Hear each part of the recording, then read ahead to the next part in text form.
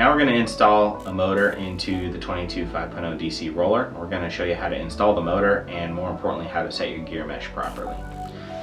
For ease of use purpose, I've already installed a much more ESC in here, which is what I use, and it's on an optional carbon fiber electronics mounting plate that you can purchase separate from the kit, which makes it just easier to take in and out. If not, you can install your speaking controller directly to the chassis using the included double-sided tape. So today I'm going to be installing a Motive MC4 17.5 turn motor, and I have a TLR aluminum 27 tooth 48 pitch pinion gear to go with that. One thing we need to do on the DC roller before we install that motor is we need to swap out the installed 78 tooth spur gear and install the optional or tuning part 72 tooth spur gear, which is for spec racing gearing. So I'm gonna go ahead and open this tuning parts bag. I can see the gear pretty easily, so I'm gonna pull that out and get that 72 tooth spur gear. I'll go ahead and pull out my pinion gear now, and I'm gonna put the set screw in that gear just so that it doesn't run away on us. And I'm also going to go ahead and pop my motor out. So set that there. Alright, so to swap out the spur gear, I'm just going to take this top shock nut off, and then I just kind of do a couple threads back on there so that it doesn't run away. And then you're going to go ahead and use your M7 driver to pull the nut off the slipper assembly here.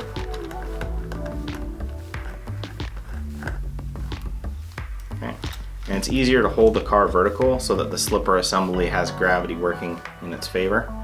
And then just go ahead and pull the spur gear here, assembly off. You're gonna have a plate, a pad, and you have a pad down here that you want to pull off. Okay, so now we have our 72 gear here. I'm gonna go ahead and put that pad on there.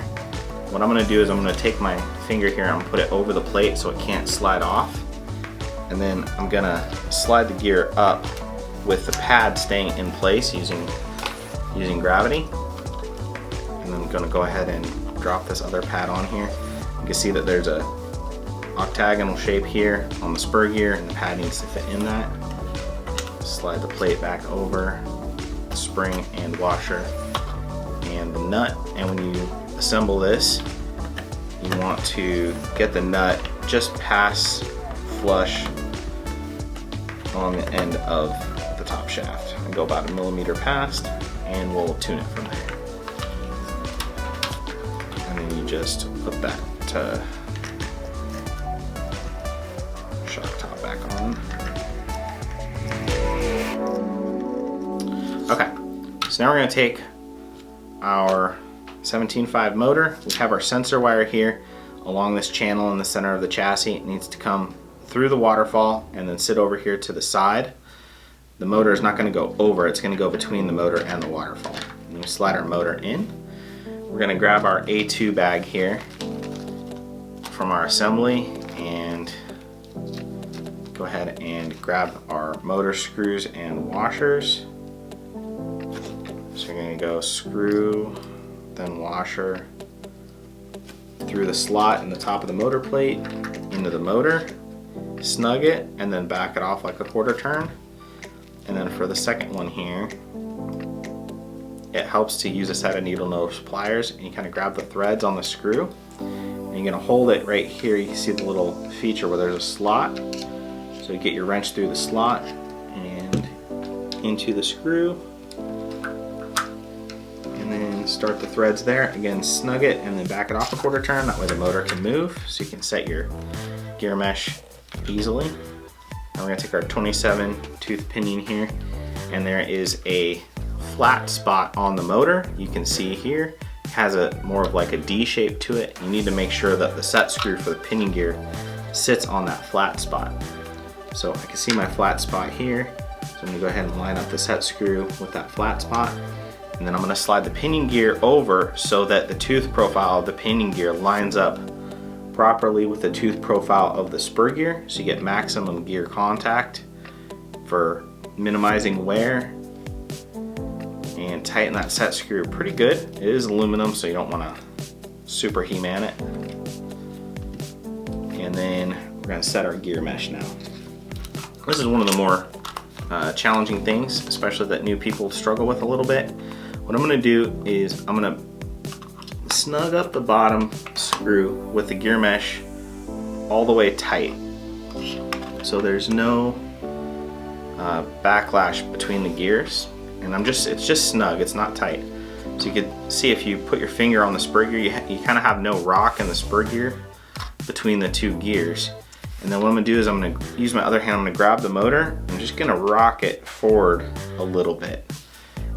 And with that screw snug, it'll allow you to rock the motor forward but kind of have control over how far you go.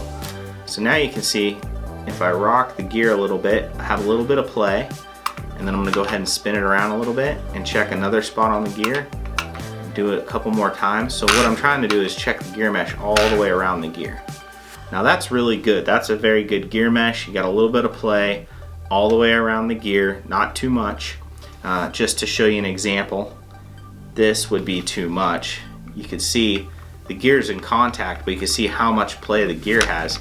That just means that less of the tooth profile is contacting each other, and it's going to wear out the gear prematurely and or cause it to fail. So again, all the way tight, a little bit out. So that's a little snug there. So I usually put my finger on the pinion just to keep the pinion from rocking. Get a good feel. And now that I have a good feel, I'm gonna go back and snug that top screw, the other screw, and then I will tighten both.